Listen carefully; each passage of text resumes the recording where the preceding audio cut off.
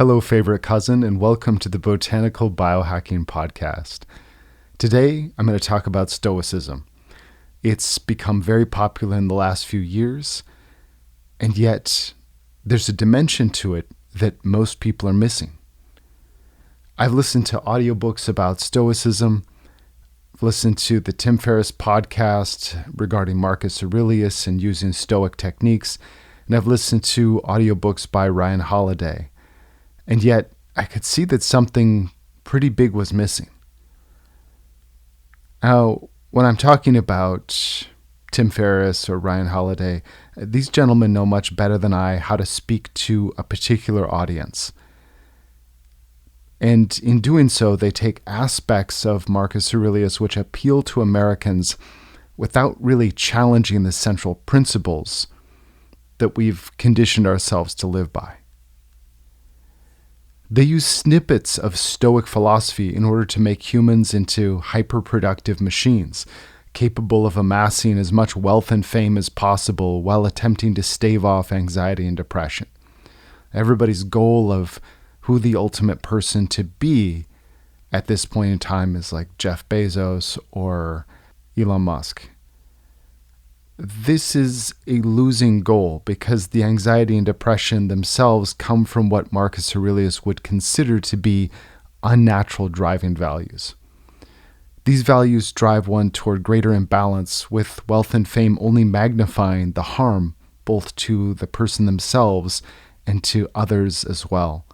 Now, I'm not speaking against wealth and fame. These are useful tools, even if they are fleeting in their capacity to bring long-term happiness and long-term goodness, which is more important. To go deeper, it's important to understand the larger cultural context and mental models Stoics like Marcus Aurelius were working from. His mentality and principles would not make him at home in America today, no matter how many marble pillars we erect, no matter how much we attempt the veneer of continuing in this tradition of the Greeks and Romans. We're just not. We lost our cultural link to them when we got rid of their central worldview. And this worldview goes way back, Proto-Indo-European at least. We lost it when we threw away the four humors and considered them as pseudoscientific. Now, in the defense of the early chemists, there was a lot of strict and rigid thinking around the four humors that was hampering scientific advancement at that time. So they were right to try to turn their backs on it in order to look more at chemistry as we know it today. However, in doing so, they threw away a metaphysical model for understanding change and understanding larger areas of flux, relations of temperature and humidity, which would today be very useful in systems biology. And along with this, they lost the idea of the four virtues, which when we're looking at modern virtue, it's essentially doing what you can to become more productive. It's really kind of making machines out of humans.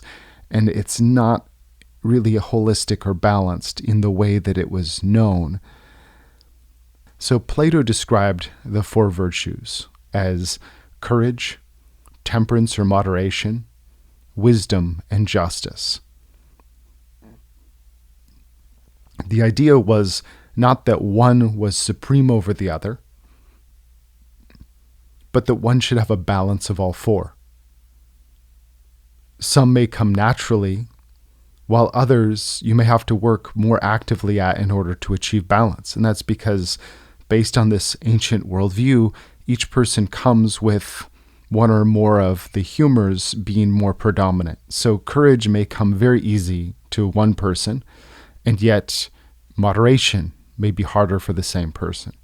So courage may make it very easy for somebody to just push through and attempt starting many businesses, going massively into debt so that they can achieve something. But then once they have, do they have the temperance and moderation to make good use of what they have achieved? Do they have wisdom? Do they have a sense of justice? there are very few people I can point to in the modern world who are held up as paragons of modern virtue, who have anything resembling a balance of these four, and as a result may have a net negative effect on society. And in trying to follow these people who themselves are not terribly happy or balanced, we may be setting ourselves up subconsciously for personal failure of our own. So somebody may ask, and people have asked me, who cares if people take snippets and take what they find to be useful from ancient philosophy, so long as they themselves can make use of it? Well, the problem is that the reason that the philosophies were there to begin with is because they're overarching, they're holistic, and they set a framework for knowing where your direction should be. Just as you have north, south, east, and west, which help you to find your bearings, help you to find your direction on a map, so too do these overarching philosophies help you not to get lost in the pursuit of any one of these. If you pursue justice too much, if you pursue temperance too much, you may lose wisdom, you may lose courage. The important thing is to have a balance of all four of these. And in the mainstream American hustle culture, these are notably absent. So let's take a moment to enter into the worldview that the Greeks and Romans, and really everybody on earth at one point, used. And when I say everybody on earth, generally, life is divided up into four parts, assigned to the four directions. There are various ratios of temperature and moisture associated with these, and with that, various temperaments associated with this. And this is true if you look at Aztec or Maya culture. This is true for the Greeks. This is true for Mongols, Chinese, Indians. This is just kind of the ancient worldview. And if you want to know why that is, generally it's because people find their direction in the northern hemisphere by looking at the North Star.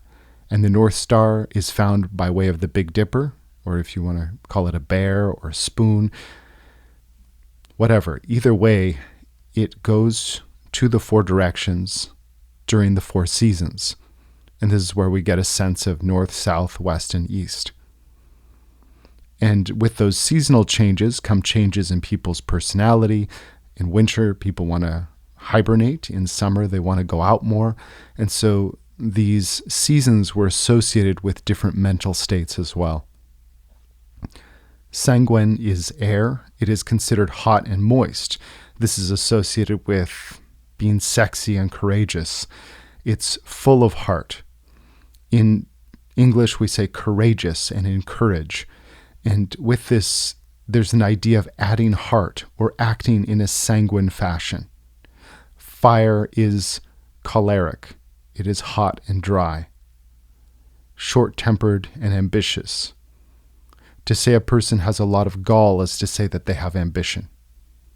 Earth is melancholy. It is cold and dry. It's associated with sentimental feeling. In French, this is called spleen. Water is phlegmatic. It's cold and moist. It's quiet and detached and unemotional. So these are the overarching ways that people like Marcus Aurelius, like Plato, would have looked at how to balance oneself. And they would balance that based on diet and even the way that they would exercise. There were exercise cycles that were based on these four humors. And actually, I've gone through these exercise cycles myself. I think they're very brilliant. There was one that was created by Galen I'll speak at a later time about. Now, the idea itself of being rational comes from the word ratio, and the idea is that you have a well-proportioned balance or ratio of all four of these. And likewise, the idea of to be righteous is to live in balance. That right is like the right angle. It's living in righteousness, living in a balance between these emotional states. Now, the difference in American society today is that our overarching belief structure has been fundamentally changed by advertising companies. And the goal of advertising has traditionally been to create feeling of isolation and detachment This is like an excess of water, and then associated the goods and services with fire and love and craving. It has created a culture of loneliness because the very religion and constant meditation in the subconscious of modern America is phlegmatic, it's water. So when we see 10,000 commercials by the time we're 8 years old, that is constant reinforcing with the idea that you're not good enough, you're on the outside, you're lonely. Everyone else is having a party with Spuds MacKenzie and models, not you, but you can get a little piece of that by buying something associated with it. On top of this, we get the American perversion of Stoicism. And with this comes the idea that you just focus on what matters. Cut out everything, cut out everybody else, so that you can be productive and get that thing that you want that will make you happy. Shut out the negativity of people who are telling you that you're an asshole because you've been an asshole. And when it's used, the more watery or phlegmatic aspects of Stoicism and Greek philosophy are used for selfish and infantile people raised with too much dairy, who are already too phlegmatic of a disposition. This serves to dispel some anxiety and congratulates them for having psychopathic levels of apathy and a lack of empathy. And it serves as a tool for getting what you want in life, which is the highest achievement and the highest sign of virtue based on the culture of advertising cues which have replaced Western civilization. Our well has been poisoned as a society, and we reach to the past not for the medicine, but for even more poison when we lose this cultural context. So modern men who sit around too much, withdrawn into escapist entertainment, and are generally unemotional, may really love the select ideas in Stoicism that praise them for being detached and rationally unempathetic. But in this context, it only feeds into the current imbalance of having too much water. And so they're adding water to water, and it furthers the imbalance, becoming poison. With this overabundance of water, in the Greco-Roman sense, we place the individual as the center of the universe. So we're not in a state to understand the authentic culture, which is why people cherry-pick passages which miraculously fit into the psychopathic consumerism of modern American society. The medicine they actually require is passionate, invigorated, and loving, aiming at spiritual ideals. It is the medicine of connection, compassion, and courage. True medicine, as Marcus Aurelius explains, should be bitter. It should be hard to swallow, because the nature of a therapy is that it tends to be unpleasant. He describes a doctor who may prescribe a patient to stop wearing shoes or to engage in ice baths, which, to be honest, sounds a bit like modern health practices. The key difference is that they are customized based on the individual's imbalance. These medicines were customized. They're not comfortable because they shift you away from the status quo, which has created a state of imbalance, which is centrally not good for society, not good for the country, not good for the individual. And this is because the aim should not be comfort, it should be health. Of Plato's virtues, courage, wisdom, temperance, and justice, courage is listed first. Stoicism guides the mind toward courage, both in valorous acts and, more importantly, in daily actions of thought and action with regard to the whole. The Stoic is not the entrepreneur doing their optimized morning routine at 5 a.m. for their personal happiness and financial success. I know many of these men who are famous or know them through a friend of a friend. I'll tell you, such men have finicky diets, which prevent them from sharing meals. They are princesses who are disturbed by the pea. Their needs and desires are endless. They project more water and sell more through fire because they are worshippers of Poseidon rather than Zeus, or archetypes of higher principles. The true Stoic is the mother who wakes to take care of her family on too little sleep without complaint. The Stoic is the farmer who wakes while she is exhausted to help a sheep give birth and then comes inside to wash up and make breakfast before the family wakes. Stoicism is about love that gives you a sense of duty, which allows you to overcome your personal pains, not by being tough, but by being soft and loving. If you really read Marcus Aurelius, he spells this out in detail. Stoicism is inherently about endurance and love for the larger group. It is holistic and it is high context. It celebrates the feminine and it celebrates the masculine. It is about surrender, acceptance, and daily acts of duty and sacrifice and trying to find balance with what you have. For people in antiquity, from Egypt to the Scythian steppes, the worldview was one of the 4 directions, 4 seasons, 4 changes. It permeated life and was the underlying foundation for culture itself. The Greek warriors' training, diet, and understanding of military philosophy and governance was all based on this framework. And Aurelius says again and again that to be human is to be a social creature. And the goodness itself is that which is good for the whole. And that which is good for the whole cannot be bad for the individual any more than what is good for the hive can be bad for the honeybee. Now, an individual honeybee may die, but why is it still good for the honeybee? Because Aurelius saw the larger picture. He wasn't like modern tech bros who will go take a bunch of drugs and be like, I felt connected to everybody and everything. Oh, it was so spiritual. Okay, how does this affect the rest of your life? Fuck you, I'm getting mine. If you want to know anything, I'm going to sell you some coaching or some book I've written.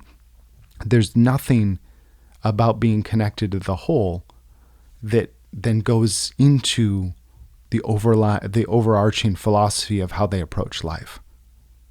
So yes, you can take ayahuasca, but if that doesn't lead you to a more holistic understanding of the 4 directions and how you balance yourself in order to see past yourself and be inclusive to the larger group, then it's meaningless.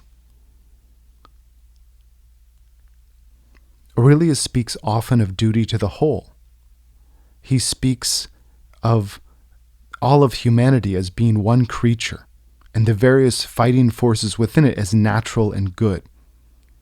Someone acts according to their nature. Perhaps his enemy acts in opposition based on his nature. But these are complementary forces that are overall good within the context of the overarching ideals of society. His idea of what is natural, being good, is that we should act within our nature, which just as you would walk through fire to help a family member, it's not that you're making a macho display, it's just an expression of love, which he sees as the natural state of humans. He says that nothing natural is evil, but that in imbalance, one may arrive at unnatural obsessions with sex or greed. All of these aspects weaken the individual and as a result the group as a whole. The actual Marcus Aurelius sounds more Taoist and Confucian at times, and it's because he lived at a time when he could not afford illusions about human nature. He saw men divide and flee, turning their backs on their family and friends out of emotional fear, only to have these broken ranks lead to their deaths. Not only did he observe it, he orchestrated it. He used his mental and emotional states and strategy to orchestrate it on the battlefield and within the political sphere. When he talks about strengthening your character and virtue, he's talking about removing areas that others can leverage against you to weaken you and your group. So for him, it wasn't about the gods watching him. It was about removing weaknesses. He knew very well how to leverage the weaknesses of others to cause them to fail, and strengthened himself not out of a sense of fear that Jehovah's watching you, but so that he didn't fall prey and fail due to his own weaknesses and illusions. So Marcus isn't speaking of a world of should and should nots. He's viewing vice as imbalance and division from wholeness, which leads to weakness and death. Now, for fattened and safe Americans, this concept is laughably foreign and even taboo. People say it's like being a communist to care about other people in your community. And then on the left, people will say, well, if you're thinking of your nation as a whole, doesn't that make you a fascist or a nationalist? Or shouldn't we have love for all creatures and not care about such divisions? Which I would agree with in principle. However, when you have a society who doesn't care if their cousin has a job or not, the idea that they've risen above such divisions by encompassing everybody in the world when they don't even care about their cousins, it's suspicious to me. It sounds like an out. In fact, it sounds more like an excuse to have more water and just have more apathy and division. I've got mine, to hell with you.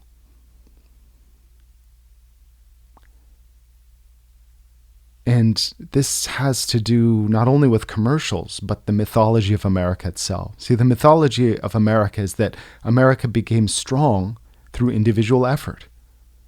And our pseudo-philosophers like Ayn Rand further push this narrative. And yet it's false. The colonists spread out with hierarchy and discipline for their communities. Operating a slave ship takes discipline and teamwork. Oh yeah, I know, those people are the bad people, but you still have to look at what virtues allow people to thrive. We're told that it's about individuals with guts and determination who, tamed the West, but it wasn't. It was wagon trains. It was soldiers marching in step, oftentimes doing terrible things to make it possible. See, conquest itself takes teamwork, and it takes love in that context for the brothers in arms to see the whole of their unit ahead of themselves. It wasn't only the farmers and blacksmiths doing their Calvinist duty to read the Bible and do their work. That's only part of the story. America was won in blood and war, and this is something Aurelius, by the way, would have no problem with. He would see this as a natural state, just as shifting from one season to the next. One empire falls, one people fall, and the other rise. That to him was just a change of seasons. But what he wouldn't have much patience for is living by a mythology which is ultimately not useful and destructive. This collective mythology about how America rose can keep us in the present from understanding the deeper philosophy that goes missing when we adhere to propaganda and marketing campaigns rather than one of the pillars of Western philosophical thought. Remember, from his point of view, nothing natural was wrong, and that included war and other vicious acts. But obsessing over personal pleasure was not natural because it detached from the highest good. It also detracted from one's duty and strength, which was serving the good of the whole community. There's a phase for sexuality as there is a season. There's a phase for eating and war and rest. It was part of seeing to your duties and not losing sight of the whole. From the point of view of a soldier or a survivor or a commander, this social adhesion was what caused life and death. He likened it to social animals like ants or bees or wolves acting in self-interest that would lead to the death of the group. And this individualism, which he sees as absurd and poor strategy, is an idea that Ayn Rand celebrated. It's an idea that's loved by many Americans on the left and right. But it's one that leads to quick death for any social animals, especially during war, especially during famine, especially when you turn up the heat, when you're not living in the Elysium fields, fattened up on the virtue of previous generations. Then the ones who live by individualism, based on Aurelius's experience, are the first to fall. And he wasn't worried about some pseudo-masculine flex for hyperproductivity. He was not in a race to see who had the most wealth and status, even though in his society at the time he pretty much came out on top. For him, it was about the certainty of death and living well. It was a sober battlefront perspective, not rooted in ideals, but in human nature and society as it actually is. For him, wealth and reputation are just tools. They're just side effects of living your fate, your duty, according to your original nature. All things change, and he says to love the process, even of aging and death. He describes it as the beauty of the ripe olive. The ripe olive is, wrinkly and it looks weird, but that's where it's juiciest. He describes the beauty of the aging woman, the broken loaf of bread. Loving the changes of war as each person following their temperament based on the changes of their element, cycling in the 4 seasons. And he describes, through all of these changes, not to look to external abodes by the seashore, not that Manhattan property, not the big house in the Hamptons, which may be beautiful, but that ultimately you will find peace in the quiet of your own soul. And to find the beauty in the lion's mouth as it comes to kill you, in the boar's drool as it attacks you. This is the true warrior ethos that I was missing in the American remixes of Stoicism. I'm not that interested in the pseudo-masculine American projection about Sparta and Roman culture, because the authentic Roman culture was rooted in holistic philosophy. And this is because the world that Marcus Aurelius comes from is one of both masculine and feminine principles. It's not only about making your resolve and discipline into steel, but softening to the changes of fate and letting it shape you as weather shapes stone. It is not resisting that which you cannot change, but enjoying the process of it changing you. It speaks to a deep sense of calm, a sense of place, and a sense of duty to the public good that is absolutely foreign in America's society today. These aspects, which could be described as coming from various temperaments, make a person whole. And he reminds us to disregard fleeting actions, because even if we're remembered, those who will remember us will die soon enough. So if your legacy carries on for 1,000 years, at 1,100, it's gone. So an idea that I took from this that I really loved is that you shouldn't try to fix the world as though you're going to solve a problem any more than spring solves winter. But that we should be driven to do things, both ordinary and extraordinary, as an expression of our own nature and living according to this nature honestly. It's about simply expressing who and what we are at this moment naturally. The idea that we can even see the whole world, that we can see 1,000 years from now the ripples and effects of our life and know truly what's ultimately good or bad, we're just not going to. We don't have that capacity in the present, much less over a future timeline. So the best we can do is to simply act in accordance with our true nature.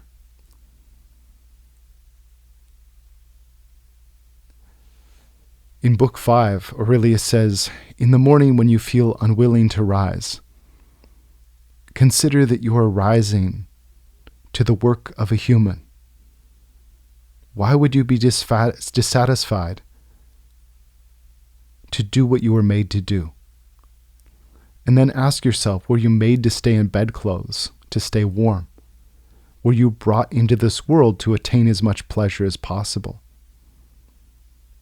But does not every animal get to moving as soon as it can and stays in a flow of action?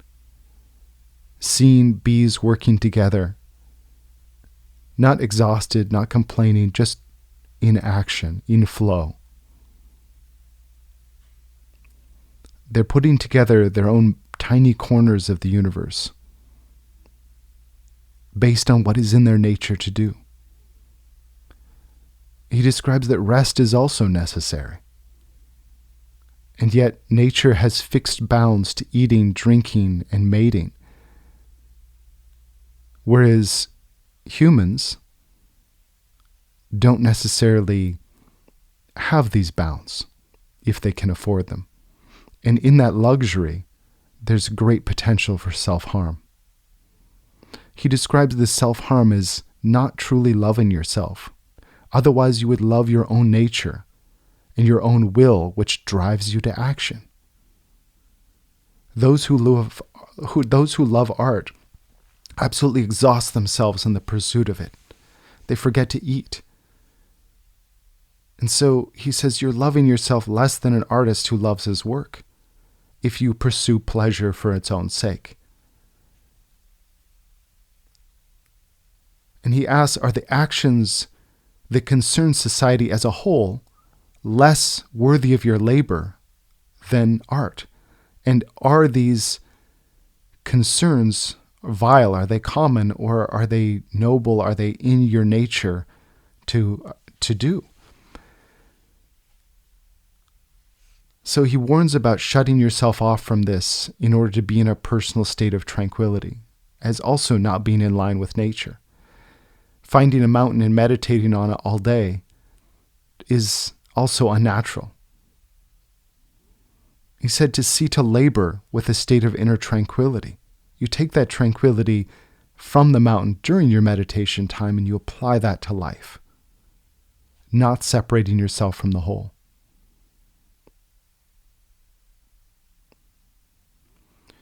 He describes this coming from a sense of understanding that you are a part of the four directions, the four elements. The air within you, he describes, will be exhaled back from whence it came. You fall to earth, it is the earth aspects of you which fall to earth to become earth as you fall in battle or of sickness and old age. And of these four seasons, or four directions and four elements, he says that there's one aspect that you do keep, and that is virtue.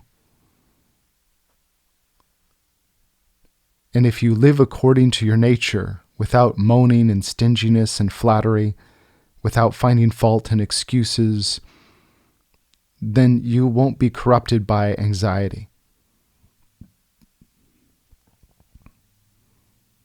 Simply do your work and keep going. If you do a good act, good. You don't need a reward any more than a bee needs praise, or a flower requires praise in order to blossom. They just act according to their nature.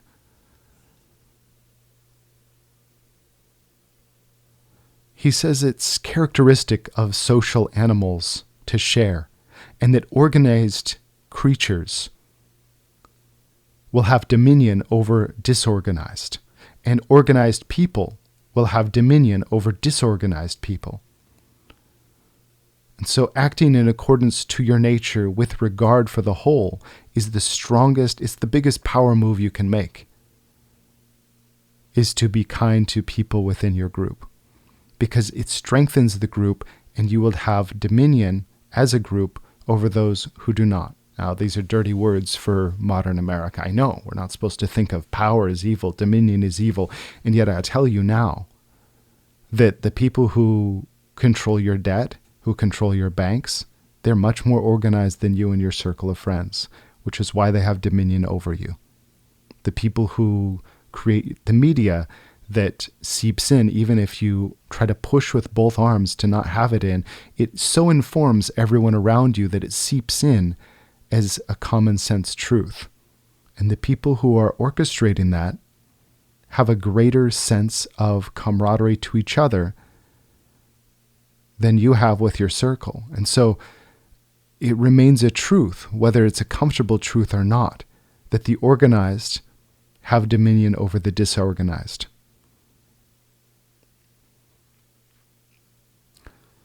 Aurelius was not an individualist. He was fatalistic, hierarchical, and he described that the uniformity of stones made them compatible and capable of great power through their structural unity. If you think of the great pyramids of Giza, it is not the case that each pyramid stone has its own shape. They're very uniform. And this is directly in contrast to the modern American idea that we should be special individuals and the state owes us. And yet, although the state owes us, the state should in no way have any way to control us. These are disorganized fantasies, and Marcus Aurelius would have seen this as irrational cries of children. In his mind, the state would really owe you nothing, but you would owe the state. That was his perspective. He describes, in each of us, there's a guardian spirit given by Zeus, Deus, Sky Father, a portion of God itself in your soul, which serves as a guide. And it's a familiar idea because it was taken up by European remixes of Christianity. But he says that following this is your internal guide to your original nature, to do the greatest good. So, no, he wasn't a Marxist. He wasn't about individualism. He wasn't about equality or striking out on your own path or traveling the road less traveled. He said the nature of the universe is social, and it's made the inferior beings for the sake of the superior. By superior, he means more organized, those who see to the whole. He said it subordinates some creatures and coordinates others. And then he asks a very Confucian question, although the likelihood of him encountering Confucian doctrine is very, very unlikely. And that is about asking yourself how you behave towards those social connections above and below you so that your actions are harmonious. That you endure honorably while disregarding pleasure and pain. And asks, to how many unkind folks have you shown kindness? And this is because he's not saying to be weak in life. He's saying make your team strong so that you are not subjugated by those even stronger. Do not be divided and conquered by that which is petty, so that larger forces don't truly control your life. Disregarding personal pain is not for its own sake, but only in that it helps train your heart and spirit toward the collective. Again, that which is good for the state cannot be harmful to me, he says. Keep in mind, he was pretty high up in the state, so may have been an idea that was good for him to speak on. However, the underlying principle was one he was reminding himself of constantly, because he knew what that looked in military situations. He knew what that looked like in political situations. And it was keeping the teamwork as a whole as much as possible. Now, this is the idea at the root of Western civilization, and yet the idea of it Even as I say this, I'm sure this is kicking up cognitive dissonance. In me and you're probably going, what the hell? This sounds like cult stuff. This is weird. This is bad. This clashes so loudly against the idolatry of the self, which has marked the decay of Western civilization. But this is the root. And as Western people, it sounds foreign. It sounds wrong. And I think that's worth reflecting on, because the perspective that I'm offering here is directly from Meditations, and it's not spelled out by mainstream sources. They're absolutely, if they want to get the most likes as possible, they're not going to offer the true medicine because it's bitter. Now, one thing I really like about Aurelius, even though I understand in real life he was quite the dick, but what he wrote to himself to remind himself to act better, I think is very valuable. And he says to go from one social act to another while thinking about God, understanding that probably it won't be met with praise, and if it is, who cares? But just acting in your nature and thinking about God, which, to him wasn't Jesus, it was Zeus. He aims to exist in a spiritual state, ready to die without ego and with the vision of the whole, of his people, of humanity itself, and even the universe. He sees all of these through the lens of the four elements, a seasonal cycle of all things, which is why he allows himself to feel content in all things. He's already dead. He's already a part of his next transition. He sees himself as earth, as air, as fire, as water, a convergence and dissipation of these elements. So no, Stoicism isn't about being tougher than the other guy. It's about seeing beauty in decay, returning our spirit and intellect to fire and air, and our hardships and duties, returning those to the earth. See, for Aurelius, fame has no value, and dispassion has no value. And it's not in being tough or clapping for others or clapping for yourself. It's just about harmony. And in that harmony, he sees that there's agreement with the gods.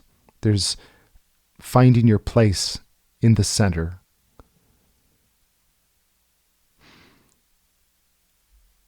He describes people who oppose you.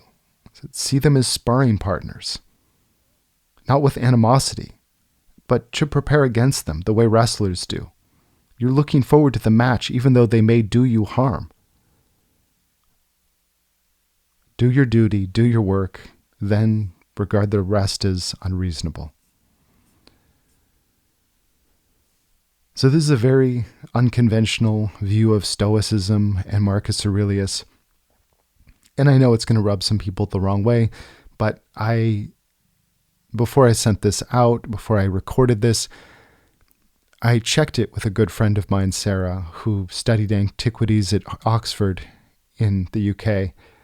And she said this is absolutely right. This is what Americans don't get about it. This is not the sexy, in vogue way to look at it. This is the way it actually is. But please don't take my word for it. I would invite you to listen to an audiobook of Meditations in its complete form, or read it yourself if you learn better that way, and reflect on it. Thank you so much for listening to the Botanical Biohacking Podcast.